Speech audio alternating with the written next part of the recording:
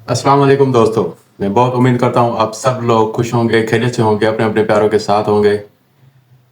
आज का ये व्लॉग इस दुआ के साथ शुरू करते हैं कि अल्लाह पाक उन सब को सेहत दे, तंदुरुस्ती दे जो ज़र इलाज है, और जो लोग परेशान हैं अल्लाह पाक उनकी जायज़ परेशानियाँ दूर करे, और जो लोग इस दुनिया से चल बसे अल्लाह पाक उनकी मग़फ़िरत फरमाए, आमीन।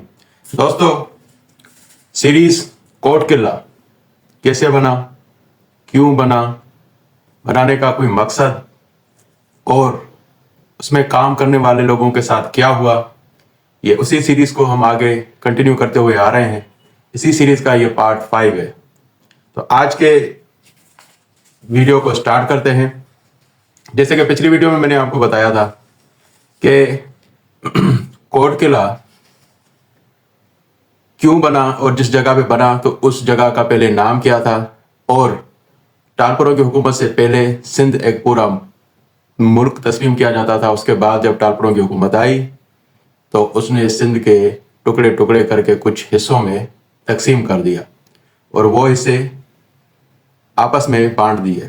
तो आज के इस वीडियो में इसी सीरीज को आगे कंटिन्यू करेंगे, इसी बात को कि ये जो कोट किला बना हुआ है, बेसिकली अगर आप इसको ड्रोन कैमरा से या खुद जाकर विजिट करके देखेंगे तो ये एक त्रिशूल नुमा नजर आएगा।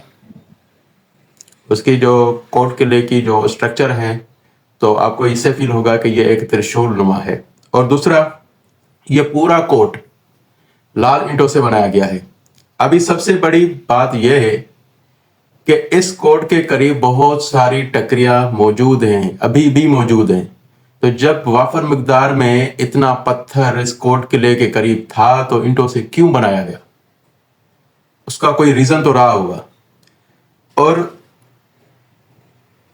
पत्थर और ईंट, इसको बनाने में बहुत ज्यादा मसला है। पत्थर एक कुदरती चीज है जिसको आप यूज कर सकते हैं, और ईंट जो है उसको बनाना पड़ता है। उसकी अलग अलग साइज होती है ईंटों की, और साइज के मुताबिक उनको बनाना पड़ता है। जिस तरह आप जिस टाइप की बिल्डिंग बनाना चाहते हैं उस टाइप की आपको ईंटों की जरूरत पड़ती है। अभी सबसे बड़ा मसला यह है कि ईंटों से क्यों बनाया गया। और आपको पता है जब भी हम कोई बिल्डिंग बनाते हैं तो कोशिश करते हैं कि उस बिल्डिंग में जो हम मटेरियल यूज करें उसकी जो स्ट्रेंथ हो वो बहुत ज्यादा हो। हमेशा वो मटेरियल यूज किया जाता है जिसकी पायदारी हो और मजबूती हो, क्योंकि बिल्डिंग इतनी आसानी से नहीं बनती। तो इस चीज का खास ख्याल रखकर उस जमाने में इस कोट को बनाने के लिए ईंटों का इस्तेमाल किया गया। क्यों? क्योंकि जो पत्थर मौजूद थे इस किले के करीब, जो टकरियां आज भी मौजूद है, उसमें जो पत्थर था उसकी जो स्ट्रेंथ थी वो ना होने के बराबर थी। टूटने की जो स्ट्रेंथ होती है पत्थर की वो ना होने के बराबर थी। बेसिकली मैं आपको बताता चलूं कि एक पत्थर की स्ट्रेंथ इस तरह नाप की जाती है कि एक चौरस इंच के ऊपर अगर हम 3 टन का वजन डालें तो उसमें बर्दाश्त हो कि वो टूटे ना। ये होती है पत्थर की स्ट्रेंथ। और ये जो टकरियों के कोट किले के करीब जो टकरियां थी उनका तो मतलब वो चूने का पत्थर था। आपको पता है चूने का पत्थर तो किसी काम का नहीं होता। उस पर जैसे पानी गिरेगा तो वो पिघलना शुरू कर देता है और वो खत्म हो जाता है बहुत जल्द। तो सिर्फ यही चीज सोचकर और पूरा किला लाल ईंटों से बनाया गया। एक और बात भी है, एक और बात यह है कि बाय चांस अगर वहां उन टकरियों पर जो पत्थर थे अगर उनकी स्ट्रेंथ अच्छी होती और ठीक तरीके की होती, मजबूती वाली होती, तब भी इसको यूज करना बहुत बड़ा मसला था, क्योंकि 100 फुट की हाइट पर यह कोट बना है तो उस पत्थर को लेकर जाने में भी एक बहुत बड़ा मसला था। तो इन सारी बातों को मद्देनजर रखते हुए उनको यही समझ में आया कि लाल ईंटें जो हैं उसको हम अपनी साइज के मुताबिक बनाएंगे और सारा किला जो है उन ईंटों से बनाएंगे। क्यों? क्योंकि ईंट उठाने में भी इजी है, जितनी हाइट हो इजीली बंदा उसको उठा सकता है। अब ईंट की क्या पैमाइश थी? ईंट की पैमाइश थी 9x4x1। ये उन्होंने पैमाइश रखी, और ये ईंट वो होती है आप एक हाथ से काफी दूर तक फेंक सकते हैं, वो इतनी पतली ईंट होती है। اور جتنی پتلی اینٹ ہوگی تو وہ پکنے کے بعد اس کی مضبوطی بھی ڈبل ہو جاتی ہے. بظاہر کہ اگر جتنی موٹی اینٹ ہوگی تو اس کو بنانے میں اور اس کو پکا کر مضبوط کرنے میں بھی کافی مشقتیں لگتی ہیں, اور اس میں بھی بائی چانس کچھ اینٹوں کا جو نا بہت زیادہ مسئلہ بن جاتا ہے, یعنی کہ وہ صحیح طریقے کی نہیں پکتی. تو آپ کی بلڈنگ کے اندر اگر کسی بھی ایک جگہ پر کوئی 5 10 20 40 50 اگر اینٹیں مطلب تھوڑی اسٹرینتھ والی لگ جاتی ہیں تو وہ بھی بلڈنگ کے لیے بڑا مسئلہ ہے. تو انہوں نے سائز ہی ایسی رکھی کہ وہ اچھے طریقے سے پک کر اور مضبوط اینٹ بن جائے, جو آج بھی آپ جب کوٹ قلعے کو وزٹ کریں گے تو آج بھی اسی کنڈیشن میں آپ کو لگے گی جس طرح کی لگائی گئی ہے. حالانکہ اس کے بعد جو مرمت ہوئی ہے پتھروں کو تو ابھی بھی یعنی کہ وہ بہت گل گئے ہیں, مطلب خراب ہو گئے ہیں, پر اینٹ ویسی کی ویسی ہے آج بھی. اور دوسری بات یہ ہے کہ اینٹ کی جو بلڈنگیں بنتی ہیں وہ بیسیکلی بھی آج کے زمانے میں لوگ یہی کہتے ہیں کہ پتھر سے بنائی گئی بلڈنگ سے اینٹ والی پتھر جو بلڈنگ ہوتی ہے وہ زیادہ مضبوط ہوتی ہے. ریزن کیا ہے؟ دیکھیں, ایک پتھر کو جب آپ جوائنٹ کرتے ہیں تو اس میں ایک جوائنٹ لگتا ہے.